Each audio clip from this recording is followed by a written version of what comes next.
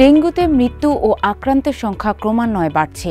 এরই মধ্যে চলতি বছরের ২১ সেপ্টেম্বর পর্যন্ত গত বছরের একই সময়ের তুলনায় ডেঙ্গুতে মৃত্যু প্রায় ১.৫ গুণ বেড়েছে, আর আক্রান্ত বেড়েছে প্রায় দ্বিগুণ। স্বাস্থ্য অধিদপ্তরের হেলথ ইমার্জেন্সি অপারেশন সেন্টার ও কন্ট্রোল রুমের উপাত্ত অনুযায়ী ২০২৪ সালের জানুয়ারিতে ডেঙ্গু আক্রান্ত রোগীর সংখ্যা ছিল ১,০৫৫ এবং মৃত্যুর সংখ্যা ১৪, যেখানে ২০২৫ সালের একই মাসে আক্রান্ত ও মৃত্যুর সংখ্যা ছিল যথাক্রমে ১,১৬১ ও ১০।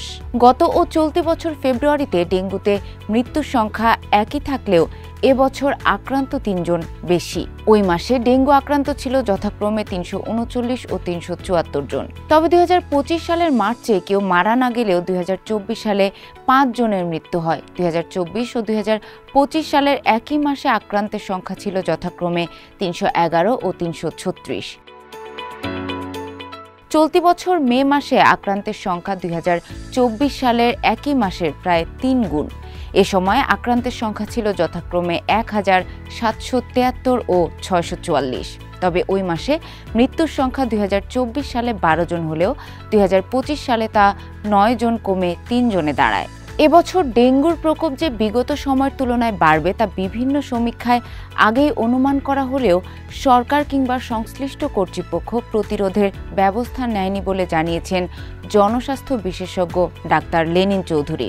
গতকাল বণিক বার্তাকে তিনি বলেন, ২০১৯ সালে ডেঙ্গুর একটি মহামারী হয় বাংলাদেশে। এই ডেঙ্গু দ্রুত সময়ের মধ্যে শহর থেকে গ্রাম এলাকায় ছড়িয়ে পড়ে। তখন এর কোনো প্রতিরোধের ব্যবস্থা নেওয়া হয়নি। চলতি বছরের জানুয়ারিতে কীটতত্ত্ববিদদের সমীক্ষায় এডিস মশার ঘনত্ব অন্য বছরের তুলনায় বেশি বলে উঠে এসেছে।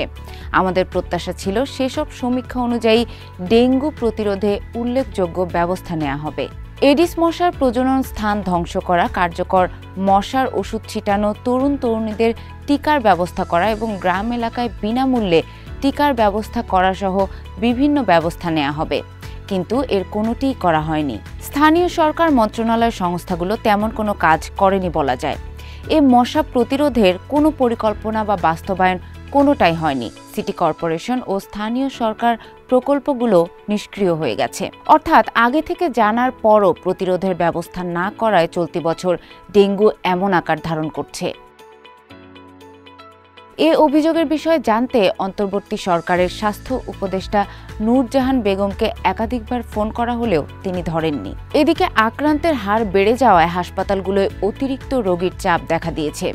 রাজধানীর হাসপাতালগুলোর পরিস্থিতি পর্যবেক্ষণ করে জানা যায়, ডেঙ্গু আক্রান্তদের মধ্যে সবচেয়ে বেশি রোগী ঢাকা দক্ষিণ সিটি কর্পোরেশনের এলাকার হলেও সম্প্রতি উত্তর সিটি কর্পোরেশন এলাকাতেও ডেঙ্গু রোগীর সংখ্যা বেড়েছে।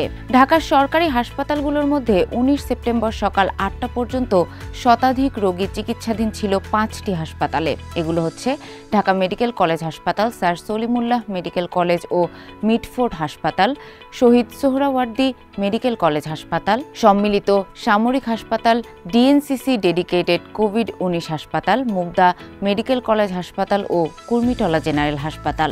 অতিরিক্ত রোগীর চাপ সামলাতে হিমশিম খাচ্ছেন হাসপাতালগুলোর চিকিৎসক ও নার্সরা। বেডে জায়গা না হওয়ায় ওয়ার্ডের বাইরেও অতিরিক্ত বেড বসিয়ে চিকিৎসা দেওয়া হচ্ছে।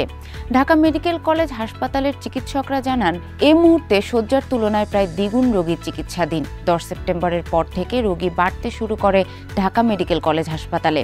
এর আগে সাধারণত ওয়ার্ডে রোগী ভর্তি থাকত ৩০ থেকে ৩৫ জন, কিন্তু এখন ভর্তি আছে ৬০ থেকে ৭০ জন, যেখানে ডেঙ্গু রোগীদের জন্য শয্যা আছে মাত্র ২০টি। ঢাকা মেডিকেল কলেজ হাসপাতালের পরিচালক ব্রিগেডিয়ার জেনারেল মোহাম্মদ আসাদুজ্জামান বলেন, আমাদের এখানে পুরুষের চেয়ে নারী ডেঙ্গু রোগীর সংখ্যা বেশি। প্রতিদিনই ২০ থেকে ৩০ জন নতুন রোগী আসছে, তাই শয্যার চেয়েও রোগীর সংখ্যা বেশি। এর মধ্যে আমরা সর্বোচ্চ সেবা দেওয়ার চেষ্টা করছি। এ বিষয়ে স্বাস্থ্য অধিদপ্তরের হাসপাতাল শাখার পরিচালক ডাক্তার মইনুল আহসানের সঙ্গে যোগাযোগের চেষ্টা করা হলেও তাকে পাওয়া যায়নি।